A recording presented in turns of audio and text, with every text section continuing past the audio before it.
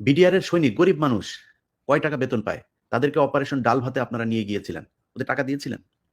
সে টাকা ফেরত দেওয়া হয়েছিল? পিলখানার যেই ঘটনা, ওই ঘটনার দিন পর্যন্ত তাদেরকে টাকা পয়সা দেন নাই, কিছুই দেন নাই। ক্ষোভ তো তাদের ছিল। আচ্ছা, এখন উনারা বিডিআর এর দোষ দেয়। বিডিআর এর যে দোষ দিবেন, বিডিআর এর আপনার যে সিকিউরিটি সেল আছে, তারা কিন্তু আপনার এই তথ্য জানিয়েছিল যে বিডিআর এর কিছু সদস্য এরকম, তারা বিদ্রোহ করবে, তারা এরকম পিলখানার দরবারের দিন এই করবে। জানার পরে সেনাবাহিনী কিছু করে নাই। কারণ কি? কারণ ওই যে যেই পক্ষটা আপনার এগুলো করতে চেয়েছে সেনাবাহিনীর ওই অফিসারগুলো তাদের সাথে। কারণ তাদের সাথে কে সম্পৃক্ত বলি আপনাদের। কর্নেল মুজিব, আমরা তো স্যাড মিউজিক লাগায়া কর্নেল মুজিব-টুজিব, তারপরে বিডিআর এর যিনি ডিজি আছেন শাকিল সাহেব। শাকিল, আমি আমি আমি আপনাদেরকে ভাই বহুতবার সময় দিয়েছি, বহুবার বলেছি যে এসব কথাবার্তা বলব না, বলতে চাই না, আপনারা আপনাদের কাজ করেন। করেন নাই। আপনারা যদি মনে করেন যে বিডিআর এর লোকজনের সব ফাঁসি দিয়ে দিবেন, ফাঁসি দিয়ে দেন। যান, আপনাদের যা মনে চায় করেন। এই কর্নেল মুজিবের স্ত্রী, এমন কোন ধান্দাবাজি নাই যেটা সে করে না। যেই colonel Shakil, major general Shakil BDR এর ডিজি, তার স্ত্রী পিলখানার ভেতরে মদ নিয়ে মাতাল হয়ে একেক দিন একেক জনের সাথে উলঙ্গ হয়ে পড়ে থাকতেন। বিডিআর এর টাকা পয়সা আত্মসাতের সাথে এই মেজর জেনারেল ডিজি শাকিল তিনি জড়িত। ৬০০ কোটি টাকা পাচার হচ্ছিল বিমানবন্দরে, সেই টাকা ধরেন।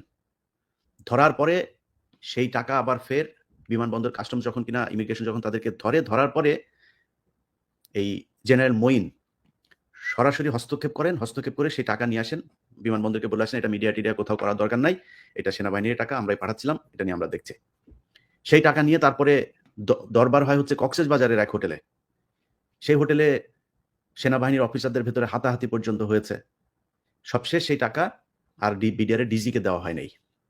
সেই টাকা আত্মসাৎ করে মঈন, কর্নেল মুজিব, তারপরে লেফটেন্যান্ট কর্নেল ওর নাম কি শামস, এদের একটা গ্রুপ মিলে তারপরে এদেরকে হত্যা করে। এই গ্রুপটার সাথে যে দ্বন্দ্বটা, এই দ্বন্দ্বটাকে কাজে লাগিয়েই ভারত দেখলো যে এই যে এদের মধ্যে একটা লেগেছে, সো এটা একটা সুযোগ, এটা কাজে লাগানো যায়। তখন এই কর্নেল মুজিব, যে মুজিবকে মারা হয়েছে, এই মুজিব কিন্তু এই হত্যাকাণ্ডের সাথে জড়িত। সে জানতো এদেরকে হত্যা করা হবে, কিন্তু তাকে যে হত্যা করা হবে সেটা সে জানতো না।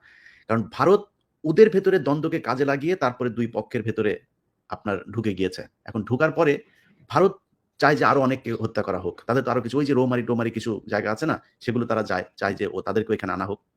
তাদেরকে নিয়ে এসছে।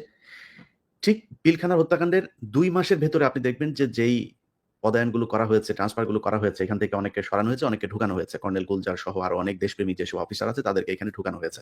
এটা হচ্ছে ভারতের পলিসি, ভারতের পরামর্শে এটা করা হয়েছে।